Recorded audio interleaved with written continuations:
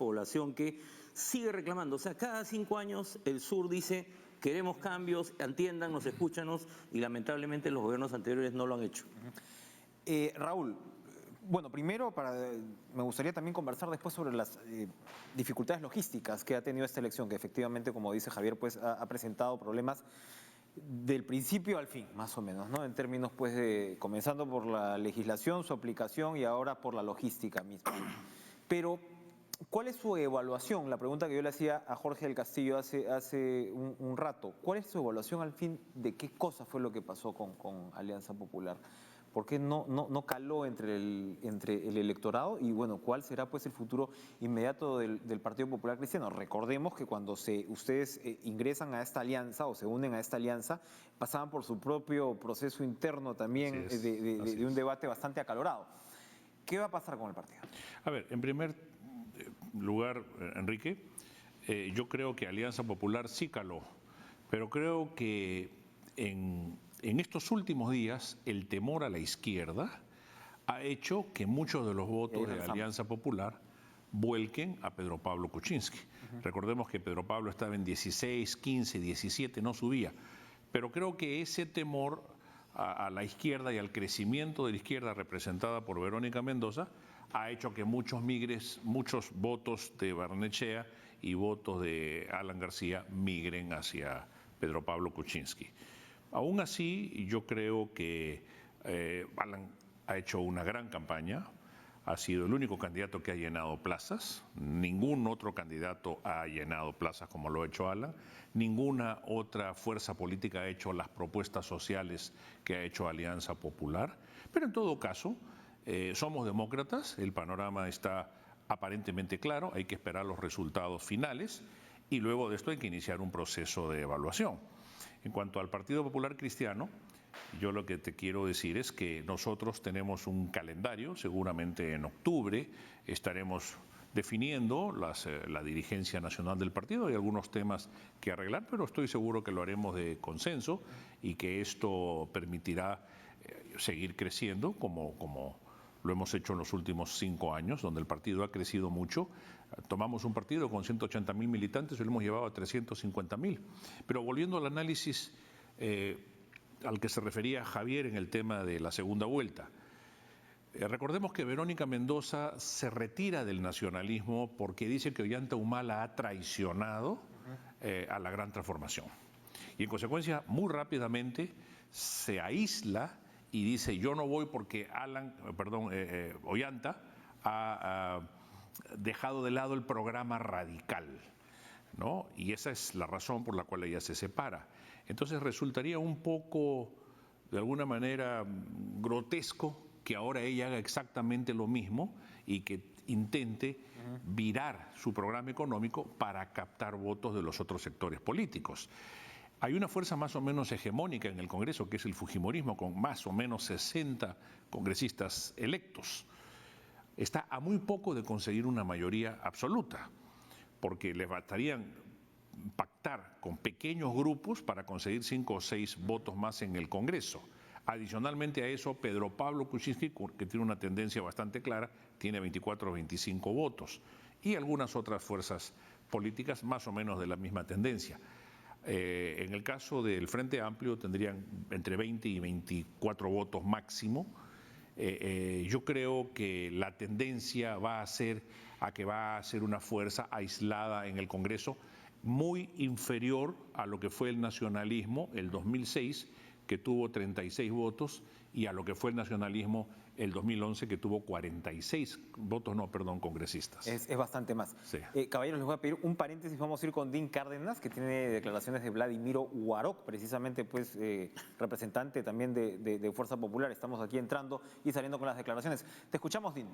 Javier Torres decía, bueno, sería un poco absurdo, dice él, que Verónica Mendoza a estas alturas virara su discurso. Y claro, ella dijo que no iba a virar, y tú lo has recordado, en el sentido de es la primera vez en mucho tiempo que la izquierda llega con una candidatura de izquierda, de verdad, no de alguna manera una invitación o algo que podía ser un tanto abstracto como el nacionalismo de Ollanta-Humala, pues la última vez, sino con una candidata de izquierda más o menos estructural y con un grupo de izquierda que está detrás de ella. Es difícil virar. Has tenido una primera aproximación en la cual dices, bueno, el mandato no te va a permitir una reforma constitucional, lo cual es lógico y es evidente, es una constatación, ¿no? de la realidad política. Pero más allá de qué estaríamos hablando, efectivamente tienen una plataforma ustedes de reformas, tienen una plataforma muy fuerte en el sentido anticorrupción, pero y que yo creo que de repente es factible conseguir acuerdos y pactos políticos ahí, pero probablemente con lo que tiene que ver con el modelo económico hay una parte de los grupos políticos que lo van a ver con mucho más resquemor y al mismo tiempo hacia adentro del Frente Amplio tampoco sería fácil pues centrar esas posturas. ¿Cuál es el desafío que tú ves allí más adelante? Sin duda, o sea, de desafío hay. Por eso es que hemos entrado a la política con una fuerza nueva, que es distinta, es una nueva generación de gente de izquierda y que entiende que hay que hacer política, ¿no? Sin tener que renunciar ni arriar banderas, ¿no? Pero sí siendo conscientes de que en el Perú hay una demanda de cambios, ¿no? El tema famoso de la renegociación del gas. Primero nos decían que era imposible, ¿no? Cuando hace un año se planteaba desde la izquierda. Luego Barnechea se sumó. Hasta Pedro Pablo Kuczynski terminó diciendo que había que renegociar el contrato de gas. Entonces, a lo que digo es que nosotros creemos que sin arriar nuestras banderas, ¿no? Sabemos que el país está demandando un cambio y, como dije antes, un no retorno a la corrupción y al autoritarismo. Entonces nosotros, como digo, vamos a evaluar la situación y vamos a plantear nuestra agenda. Sabemos que los cambios de la reforma que planteábamos no son posibles, pero hay cambios que sí creemos que son posibles y hay temas que sí se han puesto en agenda. Y quiero decir algo más. Al comienzo de la campaña, de lo único que se hablaba era del tema de seguridad ciudadana, que es un tema fundamental. Pero a lo largo de la campaña, gracias a las propuestas que trajimos, hemos discutido el tema de las AFPs, hemos discutido el tema del gas, o sea, hemos pasado a discutir temas, el tema del agro que ha estado olvidado durante décadas, ¿no? Hemos logrado colocar estos temas. Yo creo que ese ha sido un aporte central de nuestra campaña y vamos a plantearle al país cuáles son aquellos puntos que nosotros consideramos que son viables políticamente. Y en ese sentido vamos a hablarle al electorado. Y como digo, además, nosotros hemos hecho una campaña donde al inicio a la candidata solo la conocía el 12% de la población o el 15% de la población. Creo que todavía toda la población no conoce a Verónica Mendoza. Y entonces creemos que todavía tenemos un potencial en términos de electores que captar y que conquistar con nuestro mensaje. Raúl, poniéndose desde su parte ya un poquito observando la situación. Finalmente, y lo hemos repetido yo creo a lo largo de esta jornada aquí en TV Perú, independientemente del posicionamiento político, tanto Keiko Fujimori como Verónica Mendoza han resultado siendo buenas candidatas, es decir, en términos, ¿no?, de Sin lugar a dudas. habilidad comunicacional. La propia Fujimori viene ya de una campaña, ¿no? Correcto. La experiencia le ha servido, ¿no?, evidentemente, y por supuesto Verónica es jovencísima, estamos hablando pues de una chica de 35 años, ¿no?, que ha demostrado tener esta capacidad comunicacional de alguna manera de enganchar a un sector del electorado. Antes estábamos revisando lo que podría ser una segunda vuelta con Pedro Pablo Kuczynski, porque como todavía estamos en condicionales, no tenemos que verlo así. Lo que podría ser una segunda vuelta con Verónica Mendoza, usted ya se refería a lo que serían las dificultades, ¿no?, en cierto recambio del discurso. Pero con este Congreso con el que estamos hablando, en la eventualidad, ¿no?, que Verónica Mendoza pasara a la segunda vuelta y llegara a convencer a un sector del electorado, o que la carta antifujimorista sirviera y ella llegue a Palacio de Gobierno, ¿cómo cree usted que sería la relación con este Congreso que sí ya es más o menos una certeza, ¿no? De eso sí, todavía no sabemos los nombres, pero la composición está más o menos clara. Bueno, yo veo... ¿Habría un desafío ahí de gobernabilidad en sí mismo? Bueno, sin lugar a dudas, ¿no? Porque yo veo dos problemas. El que señalé en la primera intervención, que es la toma de distancia ella de Ollanta Humala y su aparente convicción de que la gran transformación era lo único aplicable en el Perú. Y en segundo lugar, el mismo Frente Amplio al que se ha referido Javier. O sea, el Frente Amplio es tan amplio que a ella le terminaría pasando exactamente lo mismo que le pasó a Ollanta Humala en cuanto ella empieza a dar muestras de moderación, porque los radicales siempre van a ser radicales y ahí entre el radicalismo y la democracia optan por el radicalismo, de manera que ella va a sufrir una fractura en su propia bancada. Ahora, en el caso supuesto de que ella gobernara, yo creo que algunas cosas se podrían tal vez tratar, ¿no? Por ejemplo, temas para reforma política, la modificación de la ley de partidos, la bicameralidad, la eliminación del voto preferencial, la obligatoriedad de la democracia interna en los partidos, los criterios de, por ejemplo, de arraigo o participación real en la vida política del Perú, gradualidad, etcétera, que actualmente no existen en la ley de partidos políticos y que son solamente requisitos materiales. Por eso nos llenamos de partidos políticos impostados con candidatos que llegan en paracaídas a ser presidente de la República, queriendo ser presidente. Pero recordemos que en el programa de Verónica Mendoza, por ejemplo, hay un prejuicio contra la minería, ¿no es cierto? La minería, Enrique, solo es el 11% del Producto Bruto Interno del Perú. O sea, todo lo que produce el Perú, el 11% nada más es minero. De manera que eso de que somos un país monoproductor, etcétera, etcétera, eso no es verdad.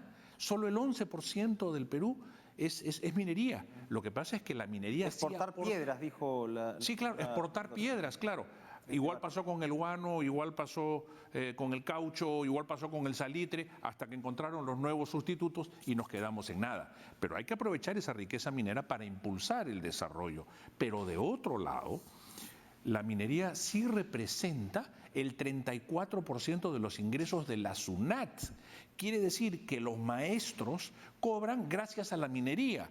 Quiere decir que los hospitales se hacen gracias a la minería, que los jubilados cobran gracias a la minería, que los maestros universitarios en las universidades del Estado también cobran gracias a la minería, etcétera, etcétera, etcétera. Entonces, hay una falta de realismo desde el punto de vista del enfoque radical que no se condice con las condiciones reales del Perú.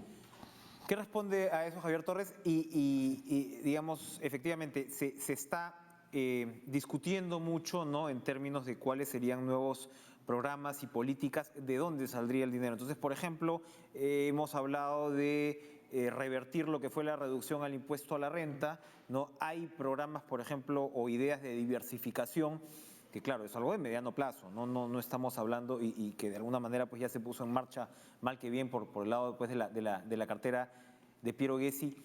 Es decir, pero no hay mucho más en términos de nuevos bolsones de dinero para poder de alguna manera reestructurar las orientaciones del presupuesto. Ahora, Ustedes van a tener que entrar a más detalles, seguramente, sí, si es que pasa sin duda, la segunda vuelta. Pero ahora, yo quiero precisar algo. Si uno compara el plan de la gran transformación con el plan del Frente Amplio, no es el mismo plan. En primer lugar, no es el mismo plan. No, ya hay un tema de políticas económicas. Hay diferencias, hay diferencias importantes. En segundo lugar, nosotros creemos que tiene que haber una minería responsable, que tiene que haber respeto al medio ambiente y a los derechos de las comunidades y los pueblos indígenas. Nosotros no hemos dicho palabra alguna contra ciertos proyectos que están en operación. Contra Toromocho, nosotros no hemos dicho nada en contra. Contra las Bambas tampoco hemos planteado una posición contraria. Sin embargo, se ha generado un conflicto porque los nuevos dueños plantearon la revisión de los compromisos con las comunidades, generando justo en el momento en que el proyecto tenía que entrar en marcha una situación de tensión social, pero eso no lo generó la comunidad. Pero en ese contexto eso lo generaron una votación de casi el 70% al parecer en Apurímac, que es la región donde por está eso, a favor de Verónica Mendoza. Entonces, porque la gente ve en Verónica Mendoza a alguien que está defendiendo sus derechos. O sea, yo creo que eso es muy claro. O sea, la defensa que Verónica ha hecho de los derechos de los pueblos indígenas, de las comunidades, de la aplicación de la consulta previa, ahora tú ves el resultado en términos electorales. Pero nosotros no es que somos antiinversión y que queremos que se vayan todas las empresas, no. Pero sí creemos que y Raúl acaba de mencionar los grandes boom de nuestra historia, que no hemos aprovechado del todo este gran boom que hemos tenido. Porque la desigualdad continúa, la pobreza se redujo, pero la desigualdad justamente en esas regiones continúa. Entonces ahí hay un problema de gestión del Estado. Nosotros creemos que el Ministerio del Ambiente tiene que tener más capacidad. No se trata de volver al velasquismo, no se trata de volver a los años 70 ni a la época del primer gobierno de García. Se trata de que los recursos naturales sean bien explotados, ¿no? Y que los derechos, como digo, sean respetados, porque así como se clama y se brama a veces por la seguridad jurídica de las empresas, nosotros también clamamos y reclamamos por la seguridad jurídica de las comunidades campesinas y de los pueblos indígenas. Muy bien, Javier. Estaremos seguramente traduciendo todo esto porque es realmente, si terminan en la segunda vuelta, va a haber muchísimo pan Vamos a seguir debatiendo, seguro. Muchísimo pan por rebanar, efectivamente, porque no vamos a tener que ir aterrizando todas estas propuestas e ideas. Raúl, para terminar, sí, la logística de las elecciones. Lo primero que hemos visto, usted mismo ha pasado, me contaba, pues por 2 horas de cola. Bueno, ¿qué pasó? Hemos llegado a un punto difícil, hemos llegado a un punto en el cual pues, se ha cuestionado desde la labor del Congreso a la hora de las reformas electorales, que fueron pues por las patas de los caballos, la aplicación por el lado del Jurado Nacional de Elecciones y finalmente este tema logístico que en realidad, a pesar de que las elecciones se han desarrollado en relativa calma, pues hace muchos años no había cuestionamientos de este tipo, ¿no? Que es una lástima además y una pena, entre otras cosas, siendo pues que los organismos electorales habían obtenido y ganado pues una respetabilidad muy grande a partir de la caída del fujimorismo, ¿no? De manera dramáticamente rápida, diría yo. ¿En qué queda todo esto? Sí, en primer lugar quiero señalar que me parece muy bien que escuchar de Javier que no son antiinversión. Creo que es la primera declaración que creo que Verónica debería repetirla porque más bien se ha apreciado lo contrario en la campaña. Pero en todo caso, la cancha está abierta, hay que discutirlo abiertamente y francamente, ¿no es cierto? Porque las personas que lleven su lista sí son absolutamente antiinversión. O sea, hay muchos que son totalmente antiinversión. Pero eso habrá que discutirlo en la cancha cara a cara y con planes y proyectos en la mano. Ahora, discúlpame, Sí. atento televidente me dice que la recaudación por el lado minero ha bajado muchísimo, Sí, aún claro, así, así, ¿no? Muchísimo, ¿no? Por eso ha bajado tanto gracias a la paralización del cura Arana, de enormes proyectos mineros, que hoy día la SUNAT acogota y termina secando a las micro, pequeñas y medianas empresas. Bueno, hay una situación de precios también de commodities. Bueno, sí, claro, ¿no? Pero por supuesto. Pero quiero decir, hoy día la SUNAT ha perdido los escrúpulos, Enrique. Hoy día no le importa que matar a la gallina los huevos de oro, que son los empresarios, con tal de cobrarles un centavo porque la caja fiscal está semivacía, ¿no? Volviendo al tema de la logística, yo creo que ha habido un reacomodo en términos generales. Las mesas que eran de 200 electores la han pasado a mesas de 350 electores. Por este cambio del sistema, de permitirle a la gente, se supone, elegir su el voto electrónico que se supone iba a ser mucho y más, elegir el más lugar expeditivo, de ¿no? votación también. Ya las antiguas mesas ya no corresponden, ahora son enumeraciones alfabéticas, nada más. Pero ¿qué cosa sucede? No se ha calculado las condiciones materiales de cada centro de votación. Por ejemplo, yo he estado 2 horas en un pasadizo volado de un segundo piso con 150 personas, donde usualmente ahí hay 20 niños, 15 niños, etcétera, etcétera. Por supuesto, defensa civil no existe.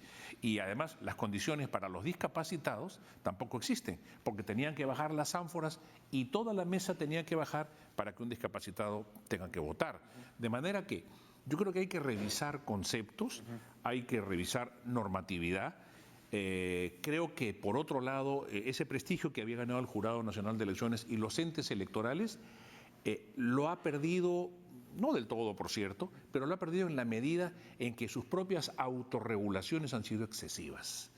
Y esa tendencia a judicializar los procesos administrativos electorales respecto a las tachas, candidaturas, etcétera, etcétera, y al excesivo controlismo y la excesiva regulación, creo que ha hecho que que el proceso se enrede más de lo necesario. Efectivamente es una voz la de los partidos que también hay que escuchar, porque en este reclamo que hemos tenido pues los ciudadanos por reformas electorales, al mismo tiempo cuando vamos y recurrimos a los partidos, las quejas son como la que usted formula y lo hemos venido comentando, así que yo creo que vamos a tener que ordenar un poco esta cancha para poder coadyuvar a un sistema pues de partidos más democrático y más efectivo, donde el ciudadano realmente se vea representado. Y bueno, vamos a seguir discutiendo, reitero, el tema tributario es un tema que me encantaría hincarle el diente porque es de una gran riqueza y ha sido bastante silenciado, ¿no? En esta campaña yo creo que es necesario verlo. Gracias por estar con nosotros esta noche. Enrique. 6:55, vamos cerrando esta transmisión extraordinaria, como recordaba Nicolás, en el caso de Nicolás y el mío, de casi 12 horas o un poco más incluso, pero ha sido realmente notable el esfuerzo desplegado por TV Perú, por su personal técnico, como él decía, más de 30 puntos en todo el país, hemos tenido invitados permanentemente y bueno, vamos a ir a un corte y regresamos para terminar con esto.